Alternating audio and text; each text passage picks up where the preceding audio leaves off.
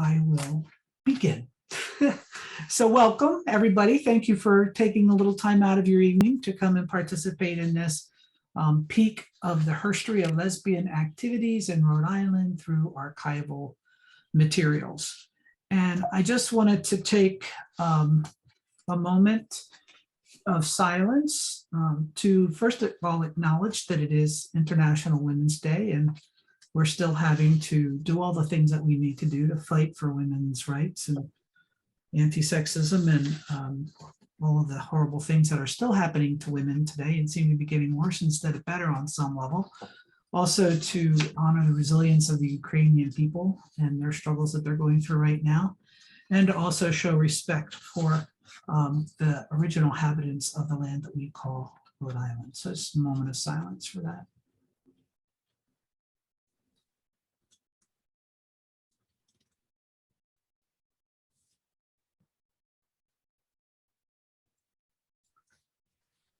And I'm doing my thank yous up front because I want to make sure that I thank people.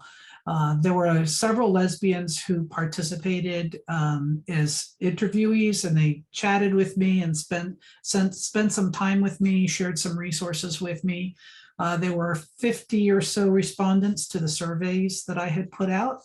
And I want to acknowledge the Rhode Island Council for the Humanities, who graciously offered me some stipend, some mini grant this year so that I could actually do this research. I am grateful to them for that. And of course, I'm grateful for Nancy, who is my wife, who has been an enormous amount of support, both in terms of giving me the, yeah, go, and helping me with many things. So she's been very supportive, and I want to extend my appreciation to her. But Kathy and Marge and Clarice and Elda and Gail and Greta and Heather and Jody and Kate and Kim and Lisa, Malin, Maureen, and Priscilla. And if I've forgotten anybody, I'm terribly sorry. So I want to first go back and do this little disclaimer. So the goal of my research overall has been to learn more about what lesbian words and publications were contributing to the lesbian visibility and activism in Rhode Island, and mostly between the years of 1970 and 2000. And you might wonder why I picked those years. Well, primarily for me, it's because that was really the heyday, if you will, of the women in print movement. And I spent a lot of years working in bookstores and distributors and independent presses, and that little bookshelf on the top there is one of my gazillion bookshelves. But I've created this large library, and I'm trying to figure out what to do with it. But those years between 1970 and 2000 were really when a lot of those things were happening. And in trying to figure out what to do with my own collection, I realized that I actually don't know what was happening in Rhode Island during those years because I didn't live here. So I don't know what kind of newsletters or publications or anything, activism organizations. I didn't really know what was going on here. And I wanted to find that out. You know, if I'm going to create Wanderground as an archive of lesbian materials located in Rhode Island, it seemed to me that I should know some Rhode Island stuff. So that's kind of where that started. But I also want to say that a lot of what I'm offering this evening is anecdotal based on the information that I was able to find out. I'm not a historian by any means, but I like to share resources and information and touch points for people. So that's I call myself a Lesbrarian, which is a word somebody made up for me. And I don't unfortunately remember who that was, but I've embraced it wholly. So this is basically a peek into what some of the lesbian activities were in Rhode Island during those times, based on some of the information that I was able to gather through the research that I've done over the past year. I don't know why my button isn't working. Why it's not working right. So one of the things, because I was so focused on books for so long, I did want to at least acknowledge right up front many of the lesbian writers that I did find who have published books, who are writers in Rhode Island. And I was actually surprised at how much I found and refreshed by that. I thought it was really great that there were all these lesbians here. And most of them, though, were published after the year 2000. So the few exceptions are the kind of more academic ones, the myths of gender and separatism, the separatism in the women's community. What now that you're out, what about the rest of the house? So those ones with the little lavender triangle were published before 2000. And I don't really know if I can really count A Faith of One's Own, because that was actually edited by somebody in California. And I put it in there because I have an article in there, but it wasn't written when I lived in Rhode Island. So I don't know if I can count it or not, but I figured, what the heck, I'm in Rhode Island now, we'll just count it. And then the ones that have the little yellow circles on them are ones that are independently published or by women's presses. So, but these are the authors and books that I was able to find of writers in Rhode Island. And then I was hearing rumors of a bookstore. So for me, because of my connections to the women in print movement, I've learned that many communities across the United States, there were hundreds of lesbian and feminist bookstores all over the country. And that was where a lot of lesbian communities were flourishing, was because women would see the bulletin boards, they'd go to the bookstore, they'd go to events, author events, all this kind of stuff. And so bookstores were really the hub of many lesbian communities across the country. And when I was doing this, people were like, well, you know, there was this bookstore. I think it was in the late 80s. I don't remember the name of it. It was probably over near Valley Street in Providence, but I can't remember the name of it. And I heard this story repeatedly from like 3 or 4 different lesbians. And I was like, okay, so there must have been a bookstore here. And because I was working in distribution at the time for independent presses, I called my boss up. I said, do you remember a bookstore in Rhode Island? He was like, oh no, he couldn't remember. I couldn't remember. But then finally somebody said, you know what? It was called Visions and Voices.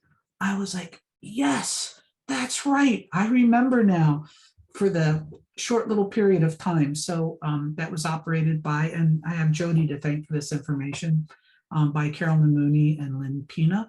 And this is an ad that I found in one of the options magazines that I was looking at. This was from 1989. And I think the bookstore existed for just a few years. This is a first-year anniversary, so that's kind of how I was able to figure out a timeline for them. And then several others did mention the Door War bookstore, which I heard, which I know of as a leftist, more like a socialist leftist radical kind of bookstore that had some LGBT stuff in it. And I've heard some lesbians say, well, but they were kind of on again, off again about the LGBT stuff. Like, you know, that wasn't their primary focus. They were really more into the lefty kind of thing. So after getting the books and the published and the bookstore and all that kind of together, then I was like, well, I really wanted to discover other kinds of publications and materials that were happening in Rhode Island during those years. Because I lived in, like I said, I didn't live here. I lived in New Haven, Connecticut for 10 years, and I lived in Minneapolis for 10 years. And both of those communities, New Haven had this little monthly newsprint thing that came out once a month that was called A Lesbian Position. And it had all the stuff in it that you ever wanted to know was going on in the lesbian community in the New Haven and Connecticut area. There was a bookstore. There was a lot of other, there were all kinds of dances and restaurants and radio shows and all kinds of things like that happening in New Haven. And then the same thing in Minneapolis too. There was a bookstore and radio station and a lot of things happening. And so I wondered, was there anything like that here in Rhode Island? So that's part of what I was searching for. And so when I asked the question, what's here in Rhode Island? The first thing I got was, well, there was options. Okay, options. So that was what everybody sort of, you know, focused in on, was there's options and news resources for the Rhode Island LGBTQ community. And this issue that you see up here on the screen is volume 1, number 2 from 1982. And when I came to Rhode Island, I found options also was one of my first touch points into the lesbian community here in Rhode Island. And I looked at it and I was like, but where's the lesbians? It felt very male-centered to me at that time. And so I was like, well, where are the lesbians? So in digging around with this research, actually, what I did learn was that Options was actually founded by a lesbian, Diane Cook, and a friend of hers, Jim Gaffney. And apparently, from what I understand, he didn't hang around for very long, that she mostly took it over for quite some time, and that many lesbians have been involved in the publication over the years. And then I would hear stories of lesbians who are like, well, I joined Options because I wanted to find other lesbians, but there weren't really that many lesbians there. It was, mostly gay men and so on. So those were some of the stories that I was hearing. But I also did learn that there was a lesbian printer here in town. It was called Ink Ink. That's all I know about them. I saw this ad for them in a couple of the older issues of Options. So I don't really know anything about them, except that I learned that they were around and they had a lot of connections with Options in the early days. And one of the quotes that somebody said to me, well, you know how it is. Women start things and they succeed, and then the men take them over. I was like, okay. That was a quote from somebody. I did not make that up. So after Options, then it was like, okay, sorry, I'm having trouble with this.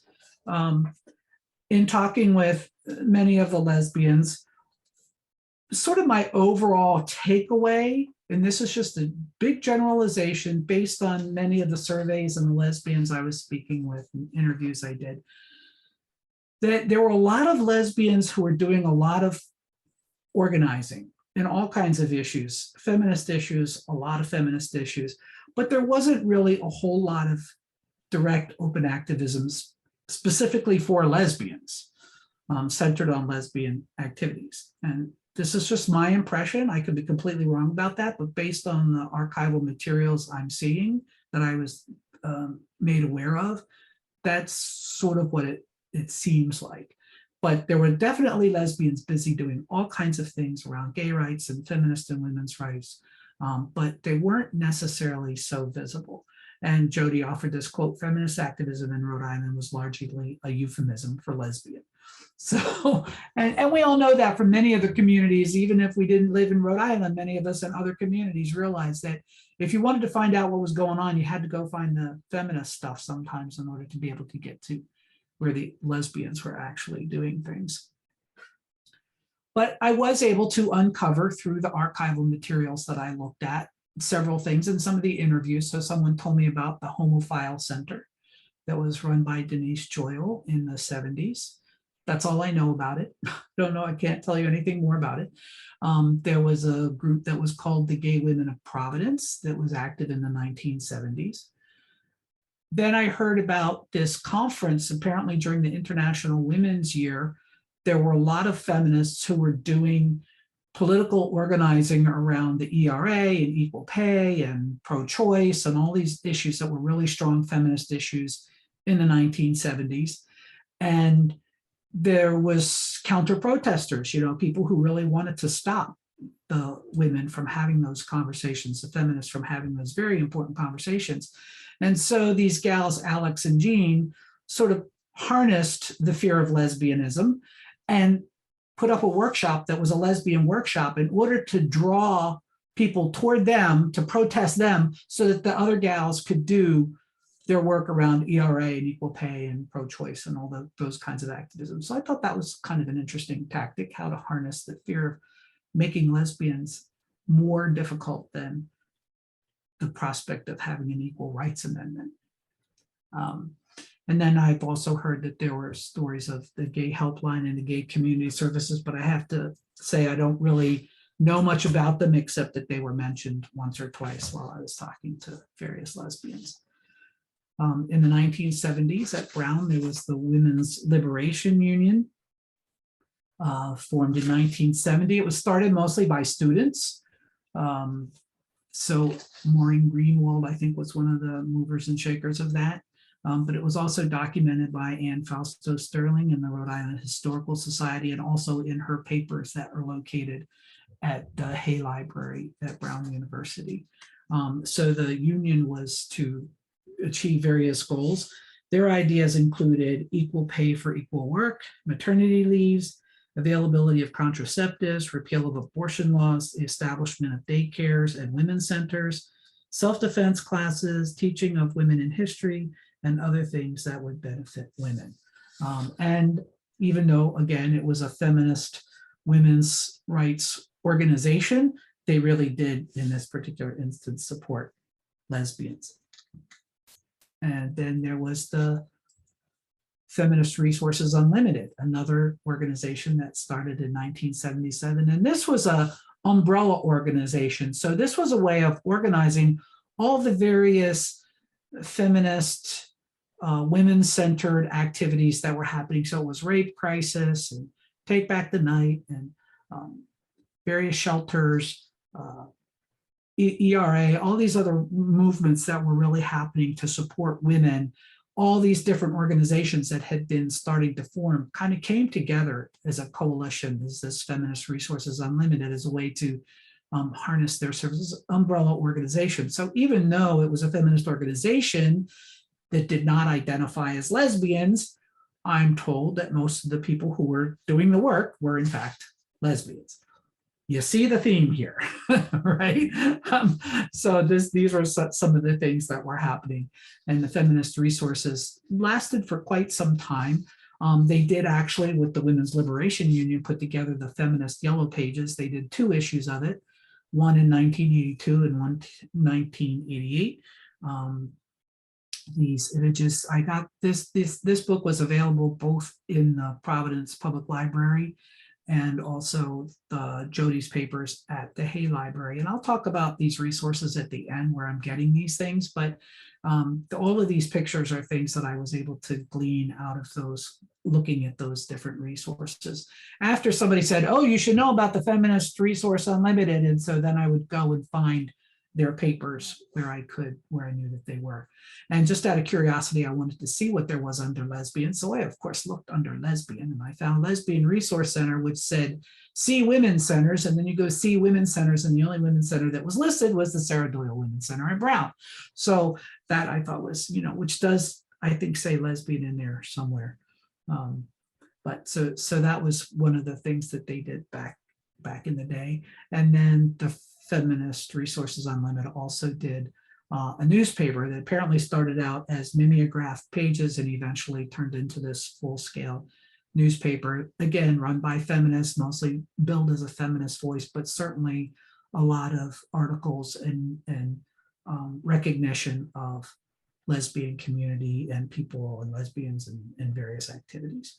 And then other things that were happening, there was the Feminist Chorus, the Rhode Island Feminist Chorus, there was the Clothesline Project, the Take Back the Night marches, the radio show. So there were many, many things that were happening in Rhode Island under the flag of feminism that was actually really energized by many lesbians. And see, these are various, again, things, these came out of Jody Glass's papers at the Hay Library and at Brown. Then there was also the Rhode Island Alliance of Lesbian and Gay Rights. That started around 1983. And the story that I heard about this was that apparently in the fall of 1982, there was a broad-based meeting called the Women's Political Caucus. It was put together by Rhode Island Now and the Governor's Committee on Women and ERA activists and various women's organizations in town. And they were organizing around women's issues. But they somehow managed to not talk about sexual orientation or ageism or disability. And so Malin and Diane, who were 2 of the gals involved in this, brought in the gay task force. They wanted lesbians doing it for lesbians. And so eventually their work evolved into what became the Rhode Island Alliance for Lesbian and Gay Civil Rights.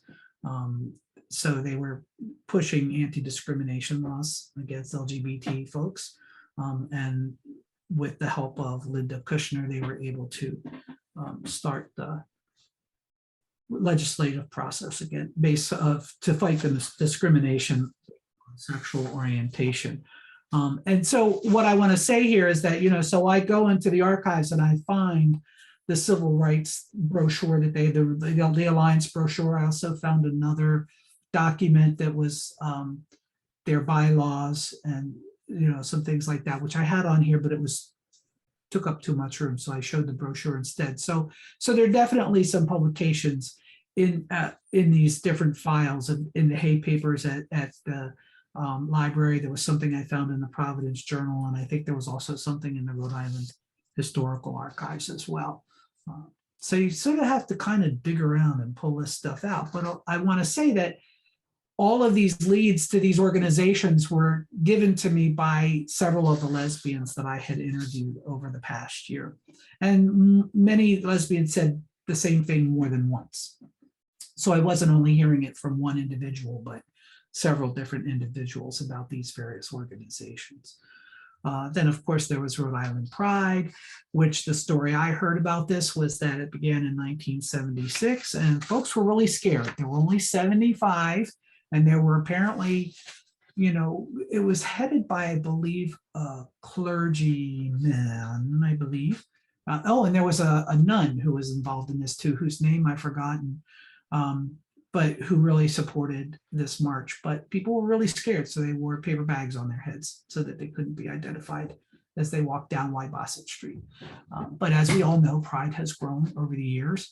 In the 80s and 90s, it was very much about fighting for rights for gays and lesbians, lesbian and gays, fighting anti-discrimination, so on and so forth. And then over time, as we know, it's developed into the Pride Committee, into Pride and Celebration. And over the years, many, many lesbians have been working on them.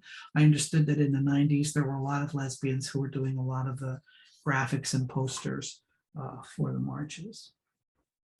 So with this next slide, what I want to say is that even though there was my emphasis on finding publications and newsletters and so on and so forth,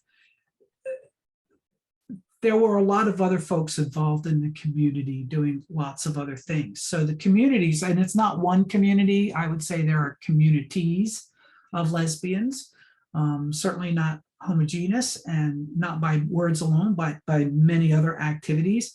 And as I was hearing the tales from various lesbians, I was picking up on some threads that some may disagree with, but sort of my take on what I was hearing. And one was that, you know, it was really difficult to be out. People were traveling in two worlds. There was a lot of fear. So there was a lot of lesbians basically doing their work in the closet. And then there were others who were radically out. There were some lesbians who were really much into politics, you know, feminism or lesbian gay activism or other kinds of activisms, whether it be around housing or poverty or anti-racism work, and lots of things going on. And then there were the social lesbians, you know, the ones who just wanted to go dance and party and, you know, just play. And their being out as lesbians was not a political thing, but really just about loving and being loved and dancing and having fun and socializing and not being lonely, which is all wonderful. I mean, all of those things need to exist, right? So, but then I would hear rumors of, well, the lesbians would go to Boston because they didn't want to be in Rhode Island. They didn't want to be out in Rhode Island. So there was a lot going on up in Boston and Cambridge. And so they'd go up there. And then somebody else said to me, no, that's not right. Nope. There was a lot going on here. They didn't need to go to Boston, you know. And then I heard, well, you know, there was the Providence area and South County, and they just don't talk to each other. And it's the geography of Rhode Island. And so all those people in South County don't go north of the tower. Whatever the tower was, I don't know, because I'm looking from here. So I don't know these things, right? So the Providence area is like, well, I don't know what's going on down there in South County. They're like down there. And then I heard, well, you know, it seemed like there was all this stuff going on at Brown, you know, it was really the university. And then, but there was all this stuff going on in town. So there seemed to me like there was this little town gown tension. And then I was like, no, they're not. We all work together. I don't know what they're talking about. And, you know, it was about class. It was about, you know, so everybody has their own tale. They all tell it from their own perspective, right? So there's these themes that kind of emerge out of the various stories that I was hearing. And then there were the social service folks who were really doing stuff in the shelters and anti-violence work, but who were also providing training on how to recognize sexual violence and how to help kids who were recovering and, you know, making sure that people could identify what was happening to children. And then also some efforts from various counselors to be sure that lesbian and gay folks were getting support. So they did a survey out to various counselors and psychologists and therapists, whoever, and said, are you willing to support and give positive feedback to lesbian and gay clients? And they created a directory so that those who were seeking support could find support in those ways from people who weren't gonna, send them off to get fixed, if you will. So there was a lot of fear, but there was also a lot of courage. And as one person said to me, well, we really wanted to be out, we really wanted to be authentic, and we just wanted to be ourselves. So whoever you were, whatever you were doing, you just wanted to be yourself. And that was pretty much what was coming through. But one of the biggest, some of you are probably saying, she hasn't mentioned RIWA yet. Where's RIWA? Well, here's RIWA, okay? So RIWA, the Rhode Island Women's Association, and there's this little history back here that was written, I think, in the 1980s, because there's dates on there, 1987. So I think this RIWA history was actually written late in the 1980s. So basically, RIWA started as an organization. 7 women got together because they wanted to do social stuff, not in the bars. They wanted to be with other women. And they called themselves the Rhode Island Professional Organization. And you had to be 30 years old in order to be in this group. Well, then there was some rebelling. Well, we don't like the word professional. And so there was rumors of these gals called themselves the riffraff women of South County because, they weren't professional necessarily. And if we're not professional, does that mean we're riffraff? And that's actually in this little history document that I have over here. So eventually they changed the name to Rhode Island Women's Association. And they lowered the age first to 25 and then down to 23. And then there were the old lesbians who were like, well, wait a minute, we need some support too. So they started this group called the Orioles, which is a subgroup of RIWA. And it was basically the organization of Rhode Island Old Les Energy. And they pretty much like go out and have lunch together and hang out with each other, having meals, still doing the RIWA stuff. But I have to say that RIWA is a lesbian organization. We all know this, right? But they never use it. You cannot find the word lesbian in practically anything that they have. And it took me a long time. I had to work really hard to find these documents. And I finally have to thank Marge and Priscilla for sharing their folders and their albums with me. But I was trying to get a hold of RIWA many times and was said, well, we're doing our own thing and we don't have it and nobody has it. And nobody would like there was no information forthcoming about it. And so finally I did come up with some things. And these are just some things I found out of the folders. There's a lot of, I have probably 5 folders about 2 inches thick of old newsletters and calendars and so on. And then this logo up in the top is their current logo that they're using today, the community of women. But definitely a lesbian organization that's been around for a long time, even though they're still pretty, not using the word lesbian, okay? And then the other group that I heard about was called the Lavender Thumbs. They've been around since 1991, and these are gals in South County. Now, they're in South County. Nobody up here is there. They are a pretty closed group from what I know. You probably never heard of them because they're down there. They started as a gardening group and their partners were called the Weeds.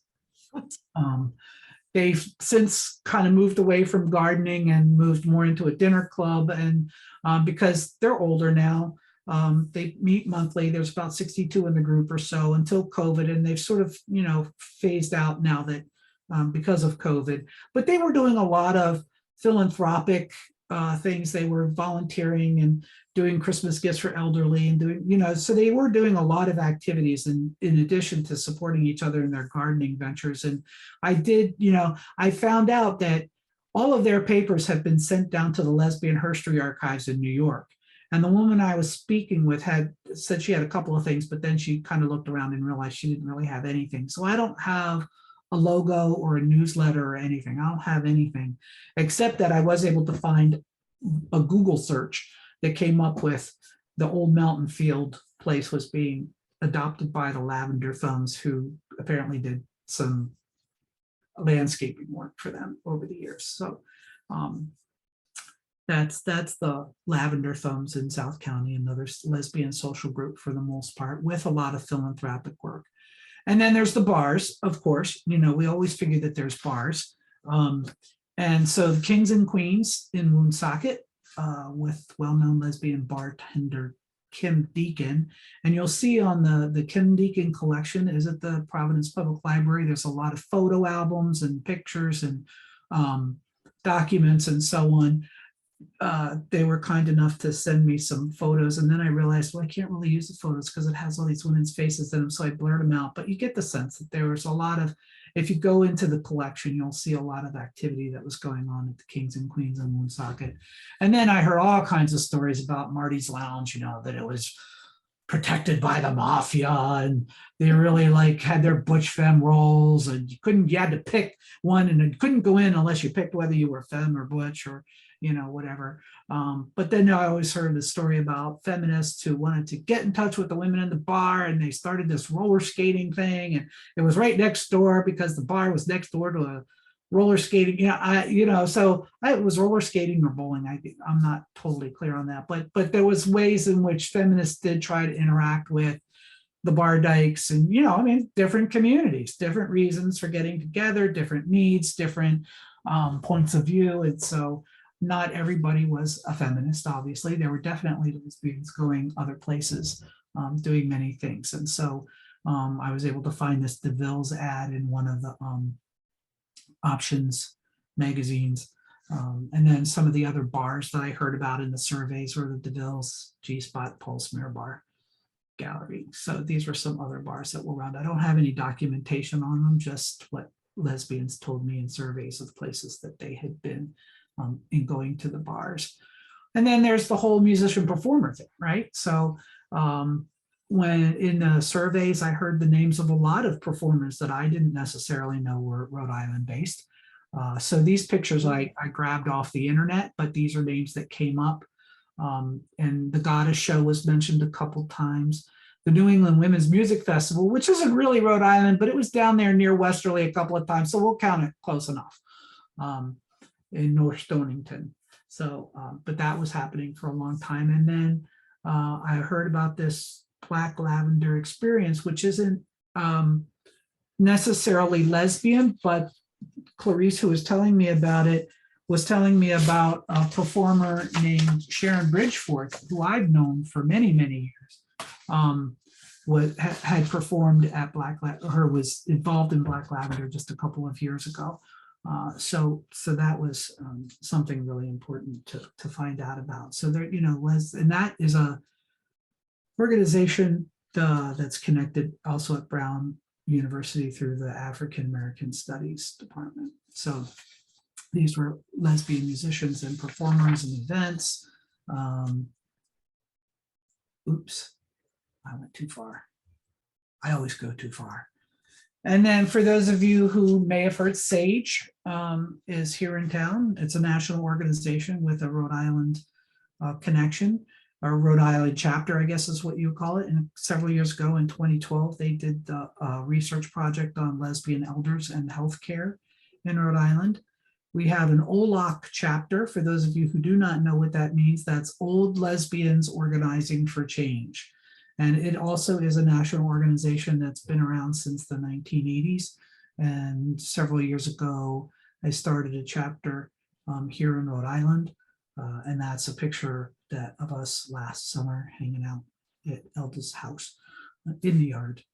So these are newer. I don't know how long SAGE has been in Rhode Island, actually, and I'll have to get back to Kathy about that, but it's been here for maybe 15, 20 years, I think, because that is dated 2012, and I know they were here long before that. So that's a piece of history I had to go back and figure out how long SAGE has been in Rhode Island. But that too is also organized by a fair number of lesbians who have really been keeping that ball rolling now for several years.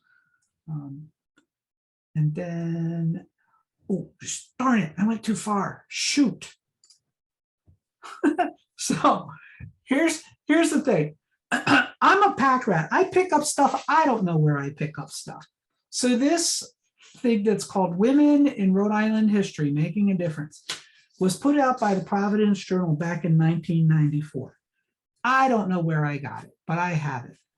And we all know that, you know, lesbians are hidden in many ways in history. There's all those feminist organizations. If somebody didn't come along and say, well, this lesbian was involved in Options or the Rhode Island Alliance or the NOW or the Rape Crisis Center, all of these things that lesbians were doing, because lesbian is in the forefront, we sometimes don't know what our history is or who's involved in it.